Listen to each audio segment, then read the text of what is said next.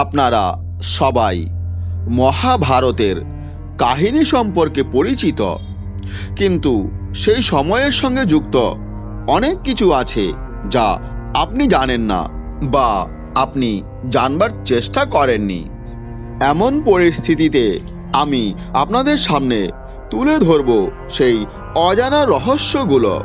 বন্ধুরা, আজ আমি আপনাদের বলবো কেন এত শক্তিশালী হয়েও প্রভু শ্রীকৃষ্ণ নিজের ভগ্নী সুভদ্রা এবং মহারথী অর্জুনের পুত্র অভিমন্যুকে রক্ষা করেননি এবং কেনই বা তাকে যুদ্ধে মরতে দেওয়া হলো।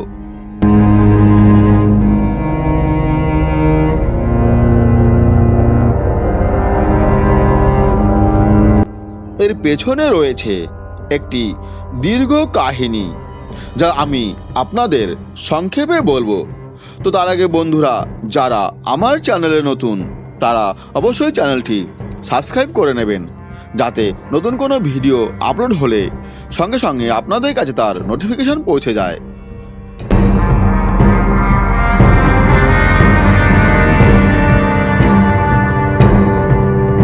বস্তুত এটি সৃষ্টির নিয়ম যে যখন পৃথিবীতে সংকট সৃষ্টি হয় বা অধর্ম বৃদ্ধি পায়, তখন ঈশ্বর অবতার গ্রহণ করে অধর্মের বিনাশ করে ধর্মকে রক্ষা করেন। দাপর যুগেও এমন ঘটনার সম্মুখীন হয়েছিল, যখন পৃথিবীতে পাপের পরিমাণ বৃদ্ধি পেয়েছিল এবং সেই সময়ে কৃষ্ণ এই ধরাধামে অবতীর্ণ হন।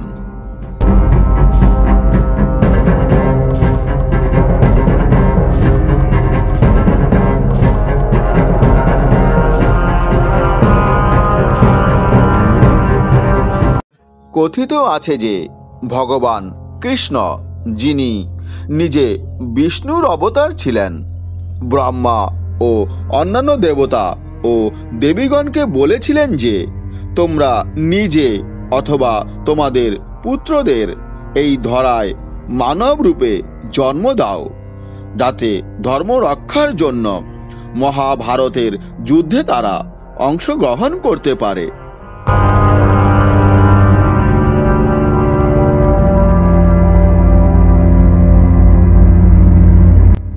এমন পরিস্থিতিতে যখন চন্দ্র শুনলেন যে তার পুত্র ভরচা পৃথিবীতে জন্ম নেওয়ার অধিকার পেয়েছেন, তখন তিনি ব্রহ্মার আদেশ অনুসরণ করতে অস্বীকার করেন।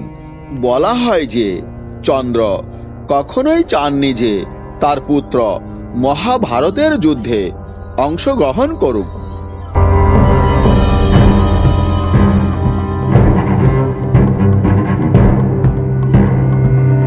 কিন্তু তিনি তার পুত্রকে মহাভারতের যুদ্ধে পাঠানোর জন্য বাধ্য হয়েছিলেন।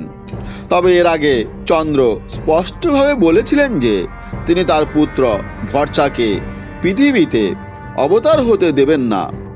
বস্তুত এটা করতে গিয়ে সমস্ত দেবতারা চন্দ্রের ওপর চাপ সৃষ্টি করেন এবং বলেন যে ধর্ম রক্ষা করা দেবতাদের কর্তব্য, তাই তারা বা তাদের পুত্ররা তাদের কর্তব্য থেকে কখনোই বিচ্যুত হতে পারে না।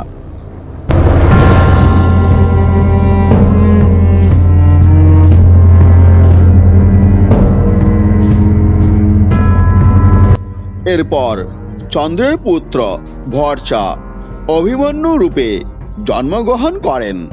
তবে চন্দ্রদেব শর্ত রাখেন যে তার পুত্র ভরচা পৃথিবীতে যাবে, তবে তা স্বল্প সময়ের জন্য।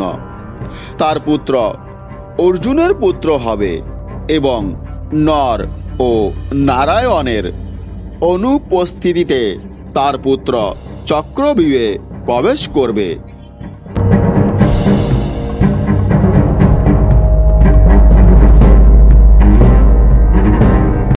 এরপর একটি ভয়ঙ্কর যুদ্ধে তিনি মহান সম্রাটদের অবাক করবেন। তারপর একদিনের যুদ্ধ শেষে সন্ধ্যায় আমাকে দেখতে পুনরায় ফিরে আসবে।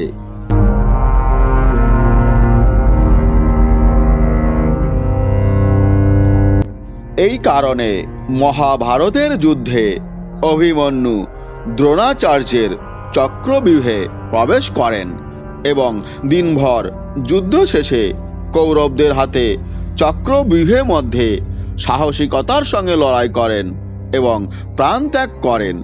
যেহেতু চন্দ্র এই শর্ত রেখেছিলেন, তাই ভগবান কৃষ্ণ নিজেই অভিমন্যুর ভাগ্যে হস্তক্ষেপ করেননি এবং তাকে রক্ষা করেননি।